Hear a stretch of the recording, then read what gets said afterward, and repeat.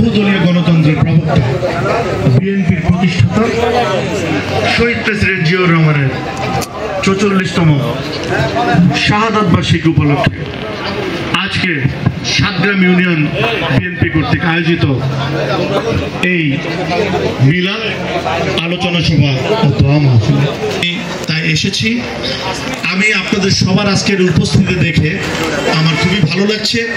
আমি আসলে অতীতে আমার পূর্বে অনেক কথা বলে গিয়েছেন, আপনাদের সবাইকে শহীদ প্রেসিডেন্ট জিয়াউর রহমান সম্বন্ধে ব্যাখ্যা করেছেন। আপনারা জানেন শহীদ প্রেসিডেন্ট জিয়াউর রহমান কে ছিলেন। তিনি বাংলাদেশে যে ভাতে মাছে বাংলাদেশ এটা বলতো না আগে, এটা কখন ভাতে মাছে বাংলাদেশ সোনার বাংলা শহীদ প্রেসিডেন্ট জিয়াউর রহমানই এটা এই আখ্যায়িত হয়েছিল শহীদ প্রেসিডেন্ট জিয়াউর রহমানের জন্য, ঠিক কিনা ভাইরা?